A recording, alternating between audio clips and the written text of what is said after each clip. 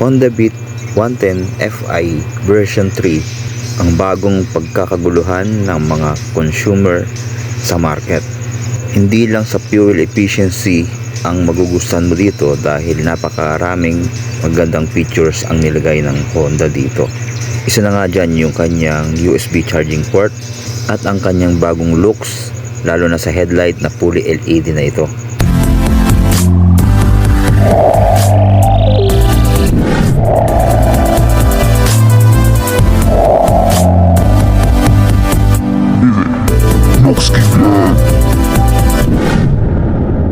Unang mapapansin mo nga dito yung kanyang bagong disenyo. Makikita din dito sa kanyang panel yung latest design. And then dito sa kanyang headlight, makita natin na fully LED na yung kanyang ilaw, pati yung park light. Napaka-slim pa rin naman ng kanyang forma, pero mas aggressive ang design niya ngayon. Nagpaangas dito yung kanyang front dahil naka-LED na yung mga ilaw nito. Naka-shutter lock key na rin tayo dito. Then dito na rin mabuksan yung kanyang seat at compartment. Meron na nga rin itong USB port para sa charge ng ating mga cellphone. Very useful ito mga kapatid para sa ating pagra-rides. Naka-analog and digital panel gauge na rin po tayo dito.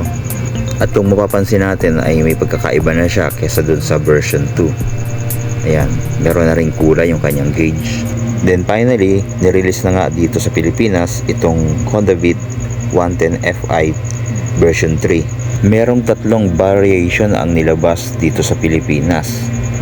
Ito yung standard variation, meron ding premium variation or yung matte finish, at ang kulay ng mags nito ay kulay gold. At isa rin sa nilabas ng Honda Beat 110 ay yung 50th anniversary variant nito. At kasabay din dito yung Honda Click 125 version 3 na 50th anniversary edition din. Napakaganda nga ng color combination ng variant na ito. At isa pang in-upgrade dito yung kanyang fuel tank capacity. Meron na itong 4.2 liters gas capacity. At kumukonsumo naman ito ng 58 km per liter. Kaya napakatipid pa rin ito. Pwede pang long ride ang motor na ito. And then tubeless na rin pala ang kanyang mga gulong, kaya wala na tayong problema na maplatan pa.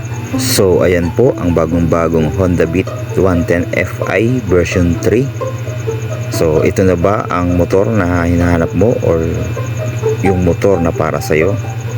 Comment mo nga dyan sa ibaba.